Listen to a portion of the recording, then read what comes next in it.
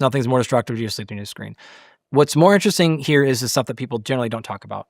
It's not the fact that necessarily screen usage is shooting your face with a bunch of blue light. What's more dangerous about your screen is the arousal associated with the search for novelty. The search for novelty. What does that mean? You're engaging in a podcast, social media, a game. It is puzzle driven. It is solution. It is interest. It is engagement. It is search for the next. That's the stuff that more likely than not cause sleep disturbances. In the studies that have looked at things like TV time versus tablet versus phone versus reading, those all can be equally dangerous to sleep.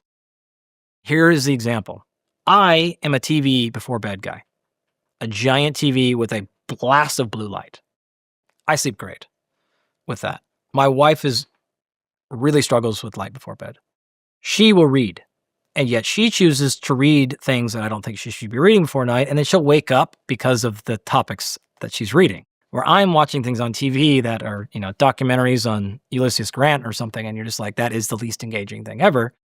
So it's not the fact that the light is there. And at some point you have to make that decision of, do you care about your own health? Do you care about the thing the next day that you didn't do well? What is it that's causing us to understand everything you just said, but to ignore it and to pick up our phone anyway? You are hard driven the entire biology of our species to search for novelty. In fact, I look at this from the lens of sports. Why do you care about high achievement? Why do I care about performance? There has direct translation. When someone breaks a barrier, we all benefit from that. And I could give you direct examples of this. But we have every story.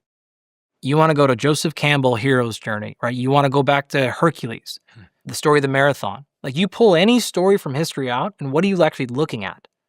You're looking at somebody did something that no one has ever done before. You care more about records than you do regular wins and losses. Why? Because they're novel. Why are you more interested in watching Messi break that record than you are the other team winning in the exact same shot? It's because you saw something. You got to be there when someone did something for the first time in human history. I get more of a dopamine hit from the novelty, from the new thing. It's more than the dopamine hit, though. It's a sense of purpose.